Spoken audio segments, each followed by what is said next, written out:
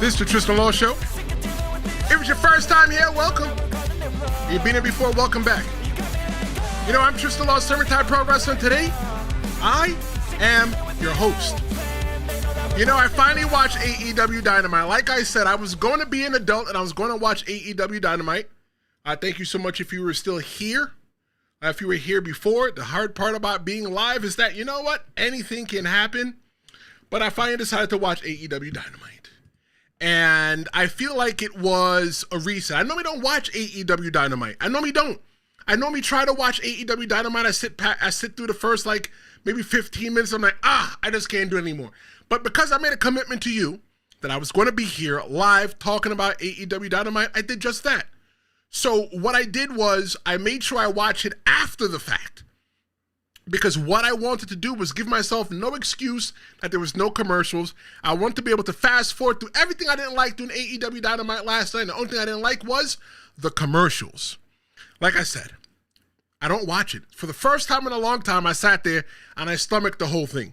The episode felt different. You had Hangman Adam Page. He came out there and he gave the promo of his life.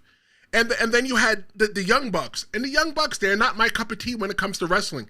They were humbled because of the results of AEW All In Texas.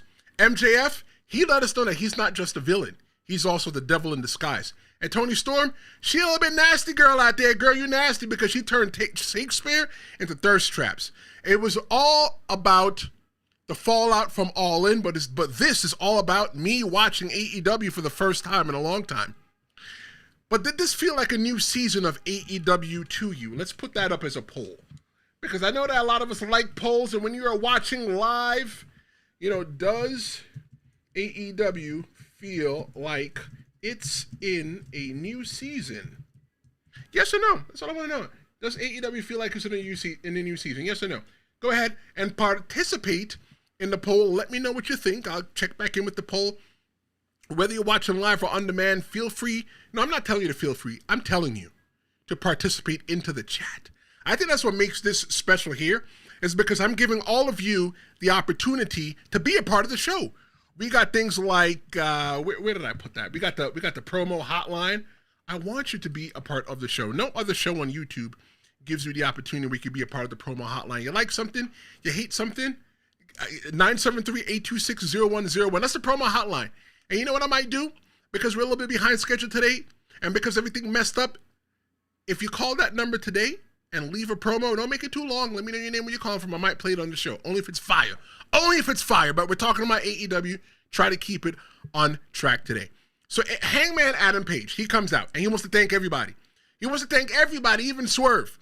And I feel like Hangman's promo that he cut in the ring, his mic work that he did in the ring, that he just won the election. He was thanking all of his supporters. Thank you so much. This is what we're going to do. We're going to do it all together and all that other fancy schmancy stuff. I'm considering myself right now a first-time AEW watcher because I've not watched in a long time. And I'm going to tell you by the end of this episode how I feel about this episode altogether.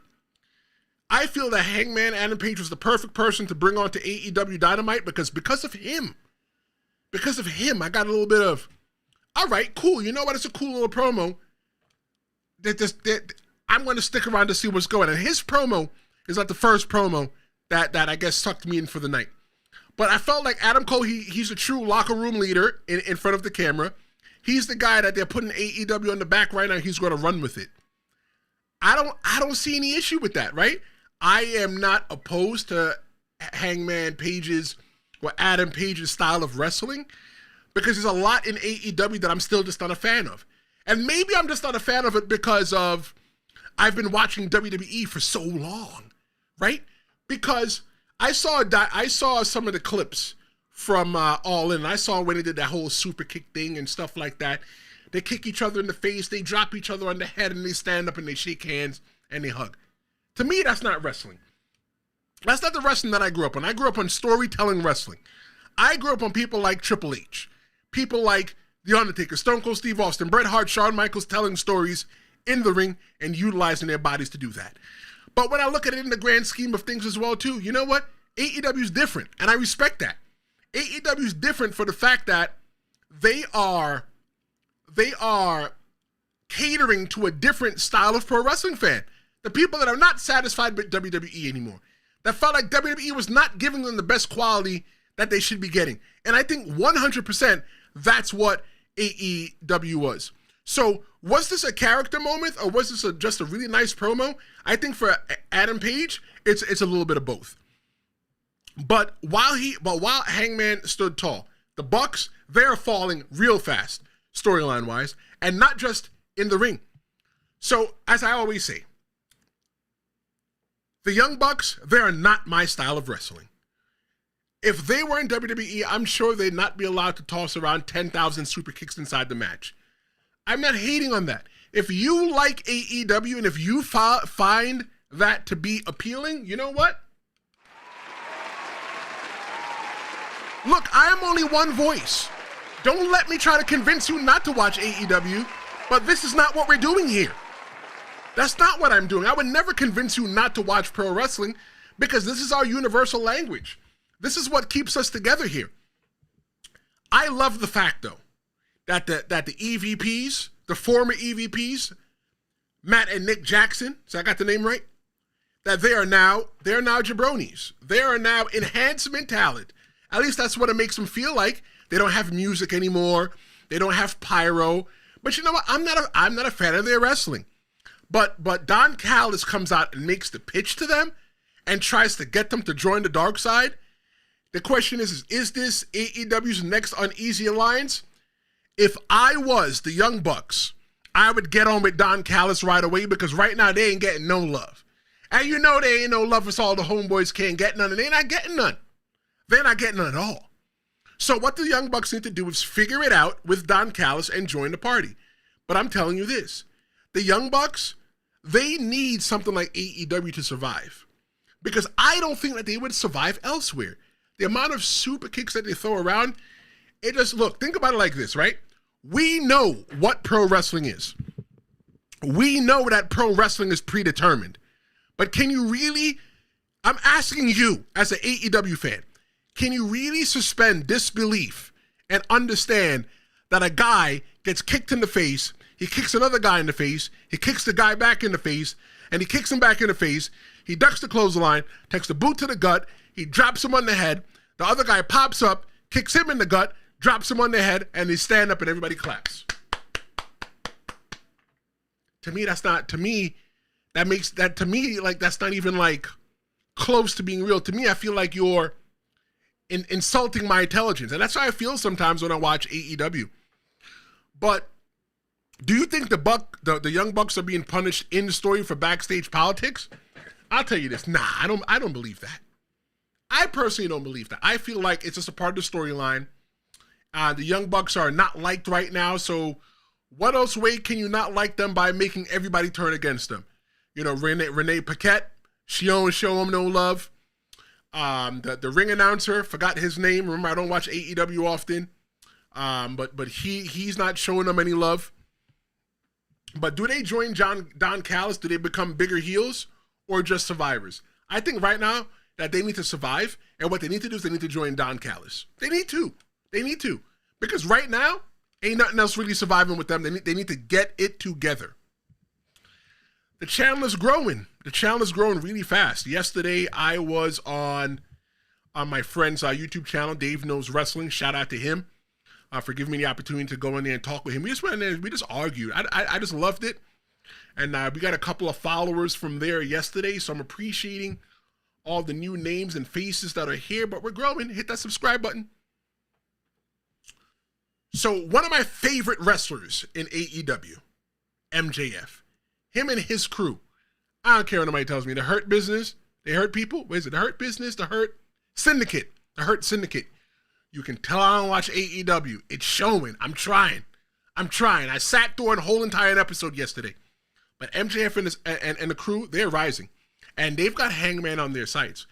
But look, I think that MJF is going to get the biggest backstab, and he doesn't even understand. When I watched that promo, really good promo, by the way, by MJF.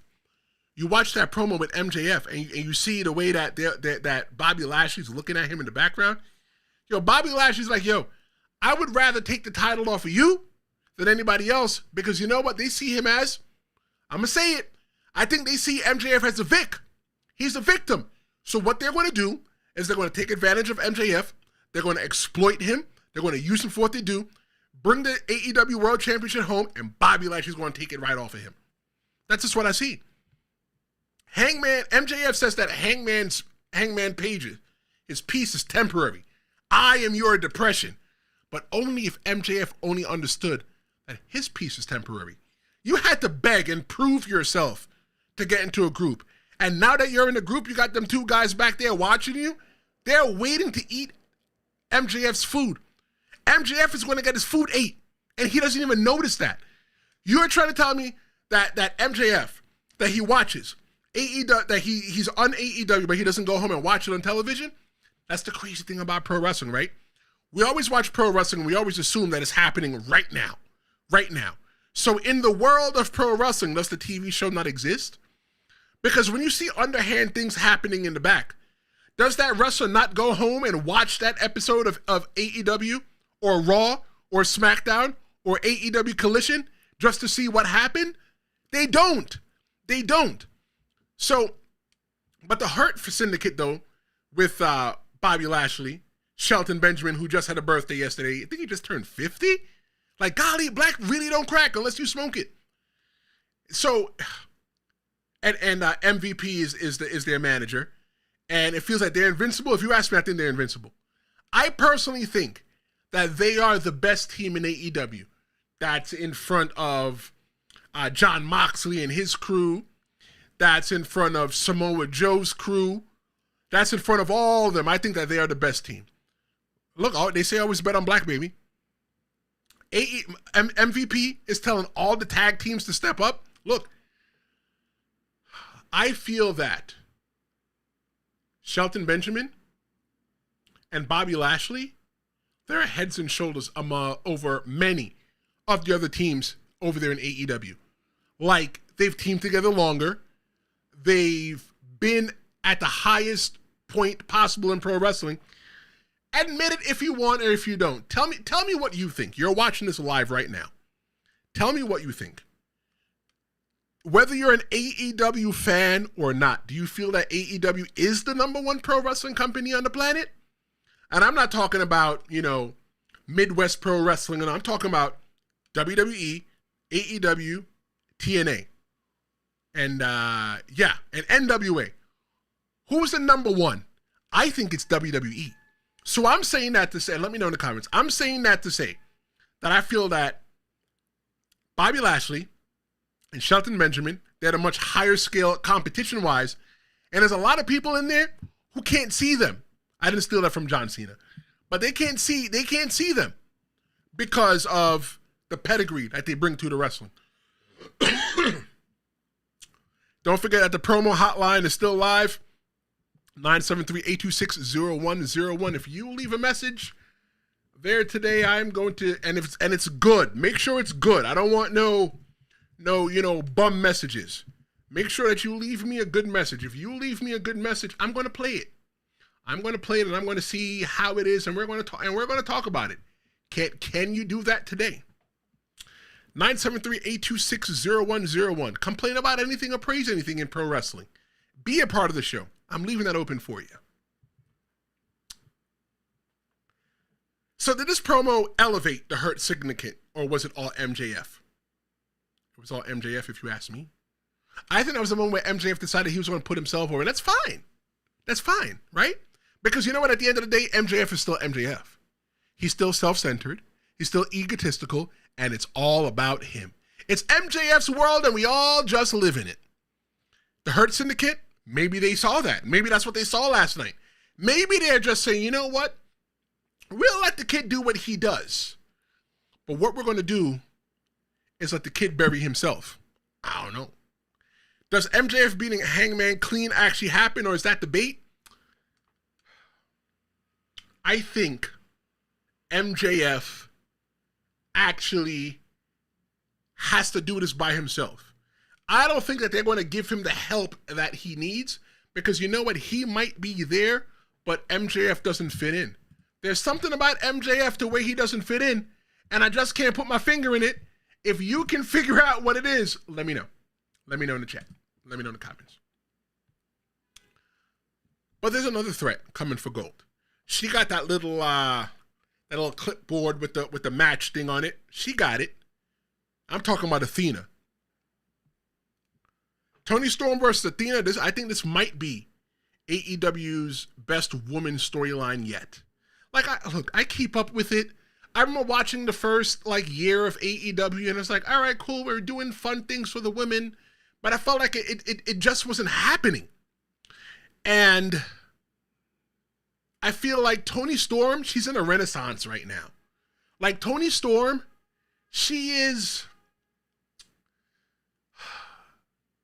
I think Toni Storm is the one that WWE let get away.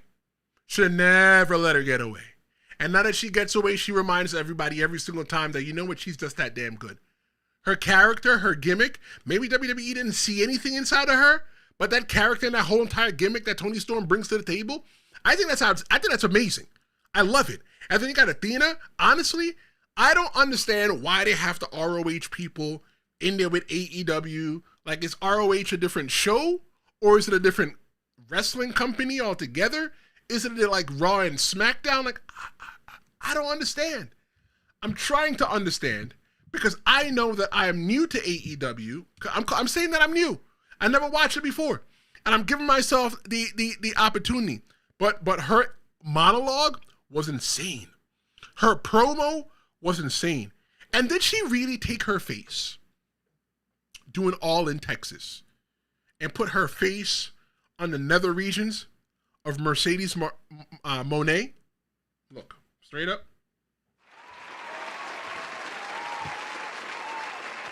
I'm going to give her a hand clap. Because Mercedes Moné is my boo, but she got somebody now. She got a man, so I can't date Mercedes Moné. That'd be nice. That'd be nice. Oh, what you doing today? Nothing. Just hanging out with Mercedes.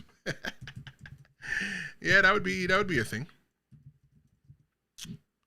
So they had this $100,000, this 1K, 100K match that they were talking about, and I didn't really get the stipulation, right? Like, if they're going to do this 100K match, how did they just decide, look, I watch it.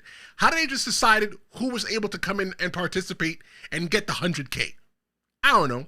But the one lady that caught my attention, the Spider Girl, Thekla, I think I said it right, Thekla, I think that her gimmick was amazing. And when I watched her, I said, girl, I can see you doing some things in WWE. Yeah, like don't get it wrong. Even though AEW right now is AEW, everybody still wants to go to WWE. There's a whole entire generation of people who are not born yet who said, you know what, I want to headline AEW's biggest pay-per-view. They're not born yet. You know what? They might not be even old enough to talk yet. They may still be kids. There's a generation of people that still see that AEW is still playing in small arenas. And I think that there's nothing wrong with AEW playing in small arenas. I think that is a best move for AEW, survival-wise, to go play in smaller arenas, because now you got the ability that you don't have to worry about filling out the whole entire place, and you can make that place look packed. The aesthetics last night of that arena, where it was like you're sitting in, like, I don't know, they had the upper bleacher, but it wasn't like a bleacher. It reminded me of the place to where they shot Abraham Lincoln, where everybody could sit there and you're sitting up in the top. But then it had people sitting on the floor. I think there's a little bit of gap between the heads of the people on the floor, so it kind of felt empty to me. But it felt empty to me because it wasn't traditional pro wrestling. It's not something that you see, and I liked the fact that AEW production-wise, they thought outside of the box. But Thekla, she won the $100,000 in that match with the help of Julia Hart. So the question I asked myself, is there a new stable forming with Sky Blue, Julia Hart, and Thekla? Like, I'm so invested in AEW right now that I'm probably going to watch Collision. I'm probably going to watch Collision because I just want to see what happens. And then, you know what? I might just watch AEW Dynamite next week. I just hope that it still continues to feel like the same as like reset button that we got now. But is it just me? Is Toni Storm versus Athena the most compelling AEW story women's feud yet? Is it me? Maybe I'm bugging. Maybe my head's on the pillow and I just don't get it. Is the trio of Julia, Sky Blue, and Decla is the House of Black for the women's division? Is that what it is? Could be. I think Decla's kind of creepy. Now I'm going to talk about one of my favorite wrestlers, but I don't think he's my favorite wrestler anymore because of where he works. I'm talking about Adam Copeland, and he wants blood. For me, it's not the player, it's the team for me. I'm not a diehard fan of the team. As you can see, if it's your first time here, go through the playlist. I talk a lot about WWE. I feel like the difference from watching AEW Dynamite last night is that their storylines in WWE, I feel like they're woven deeper. And I feel like the storylines at AEW, they're just pretty much just surface. There might be like 2 levels to it, but they're not as deep as it is in WWE. So I feel like, or maybe, you know what it is? I haven't been watching in so long that I haven't been able to attach to it. And I'm not hating on AEW. I'm not. I watched it last night and I enjoyed it. I enjoyed it enough that I'm able to sit here and talk about it. I could have easily canceled the show today. It's like, we're not going to talk about that. I could have talked about Goldberg. Oh, y'all want to talk about Goldberg though? Sunday at 11 a.m. Sunday at 11 a.m., I'm going to be crashing out and I'm going to be talking about Bill Goldberg.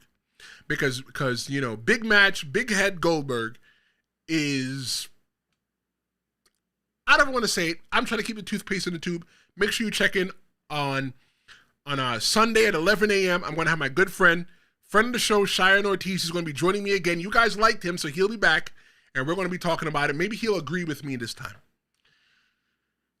Looking at Adam Copeland. He came out there and explained why he didn't save Christian, right? He went out there and he gave the olive branch and all the other stuff like that. And it's like, people's like, oh, well, I've seen a lot of people on social media say that Christian is now a babyface. He's not.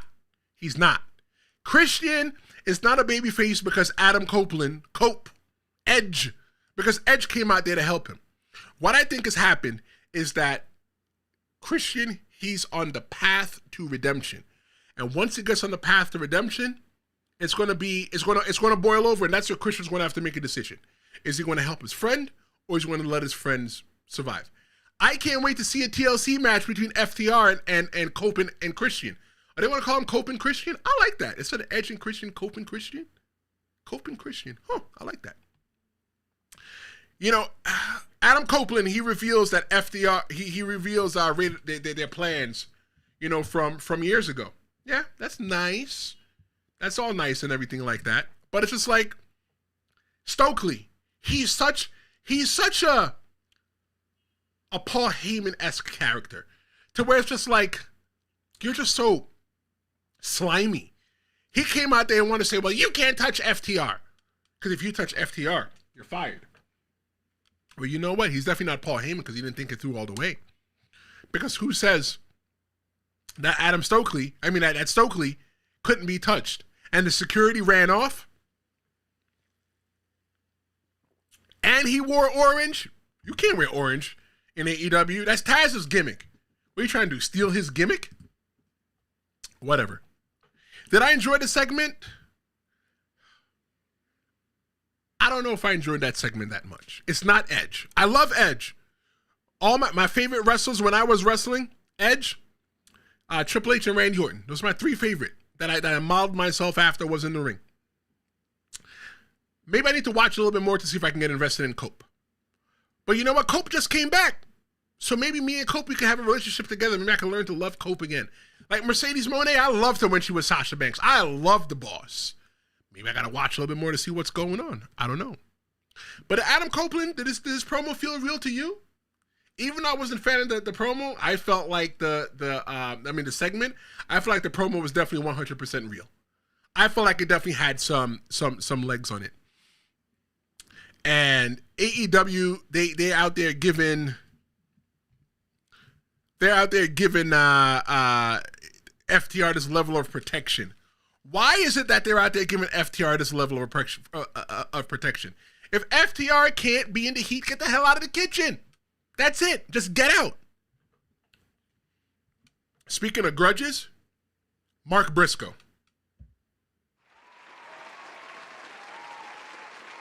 Mark Briscoe, he had one of the realest promos in AEW history. Even though I don't watch AEW often enough, I still keep up kind of to see what's going on. I might read about it. I don't watch it, but I read about it. I go to the website to see what happened. But that promo made me stop what I was doing and pay attention to what the F he was talking about. Because what he was talking about was that he's been pushed so hard that he's going to embody the spirit of his late brother, Jay Briscoe. And now, you want violence? You're going to get violence out of him. When I first watched it, I'm like, come on, this the guy that they got cut in the promo? This your man's right here on the TV? But he started talking, and it's like, yo, this guy right here,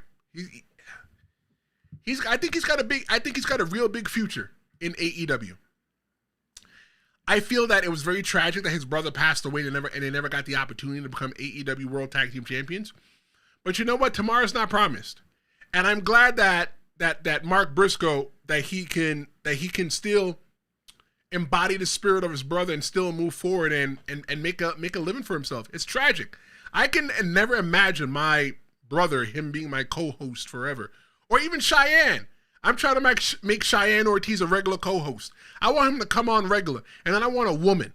I want a woman that's going to come on here regular with me, and we're going to talk and we're going to debate pro wrestling together. Because you guys like that. He was talking about if it walks like a duck, sounds like a duck, then it's a duck. If it walks like a bitch, sounds like a bitch, then it's a bitch. To me, that promo just felt like it didn't feel like anybody wrote that like they did in WWE. It didn't feel like anybody gave him heavy bullet points. They went out to him and said, hey, this is the story that we need you to go tell in the promo. The camera's going to be on. Go tell your promo. That's it. And I think that I'm invested in Mark Briscoe's warning to MJF. Like, you know, MJF is what a heel should be. You're not supposed to like MJF. But I feel that MJF might have bit off a little bit more than he can chew. Do you think that AEW, you tell me if you watch AEW all the time, do you feel like their promos are normally scripted or unscripted? Because the WWE, it kind of feels like we know that their promos are usually scripted. You know, we're getting WWE unscripted or Unreal or WWE Real, whatever it is on Netflix. They just dropped the promo video today, so I'm going to go ahead and take a look at that. Obviously, we're going to do some episodes about that. We're going to talk about that because you know what? From somebody that's a semi-retired pro wrestler, I wrestled on the indies. I wrestled a lot on the indies. I'm going to utilize that opportunity to tell you some of the differences that you may see in the WWE versus the indies. You know, what we did on the indies versus what WWE did. So, yeah, does AEW need more unscripted promos? Look, if you don't have to script the people, don't script them. Just let them be who the hell they are. And that's it. Nothing else is ever needed when it comes to the promos. Speaking of promos, is Mark Briscoe being set up as a legitimate title contender? I don't see him holding the AEW championship yet. I think that Mark Briscoe needs a couple credible wins. Once he gets a couple credible wins against some big people, then maybe a Jon Moxley. I don't know. I just started keeping up with it really, where I can tell you all the matches, you know. So it's like, has he wrestled Jon Moxley and beat Jon Moxley recently? Maybe he needs to be in the ring with some more champions and get some credible wins. I don't know. But while that might work, it stole the show. We can't sleep what happened on the main event. The main event is good. Hobbs is one of those guys I think that he deserves to be in the main event. I see Hobbs being, instead of being the trios champion, I definitely see Hobbs being the AEW champion. Because I talked about it with LA Knight. One of the things I say about LA Knight is that nobody puts LA Knight in danger. I feel that LA Knight is very interesting when he's chasing for the belt, but when he gets the belt, nobody really puts him in danger. It makes me feel like, well, you know what? There are people Even though Hobbs is big, I feel like there are people that can put Hobbs in danger. And Hobbs will be, I think he'll be a good champion. He'll definitely get some good matches. He's a younger guy. He's probably about my age, you know, but I like what Hobbs brings to the table. Not only does he look good in the ring, he moves good in the ring. He looks the part. I've got no problems with Hobbs. Claudio, man, I really liked when Claudio, or formerly known as Cesaro, was in WWE. And this makes me wonder, will he ever go back to WWE? Will him and Sheamus ever get back together? Does he need to ever go back to the WWE? John Moxley need to go back to the WWE? You know, I don't know. John Moxley's got a book out. I need to read that. But what is this all building towards? I'll tell you. I think it's building towards blood and guts. Where does Darby Allin fit into this? What is he, Sting? What are you, Sting? The standing in the corner just looking? What are you looking at? Take a picture. It might last longer. I don't know. I'm intrigued. I watched AEW last night, and I'm intrigued. I'm going to keep watching, and I'm going to start investing myself more in the storylines, and maybe, just maybe, I can do for AEW what I do for WWE, where I take the storylines apart, pick them apart, and go deep dive into them, and give you a hot take. That's just what I do. Well, thank you so much for joining me. That was the AEW Dynamite recap and review. I watched it. Congratulations to me. I want you to join me. This Sunday, 11 a.m., we're talking about Goldberg. We're talking about the Ariel Helwani video. I'm going to put that here in the YouTube channel so that you can watch if you can't find it. I'm Tristan Law, the Tristan Law Show. If you like what I did, like, share, and subscribe it. I'm Tristan Law, and I'll see you next time.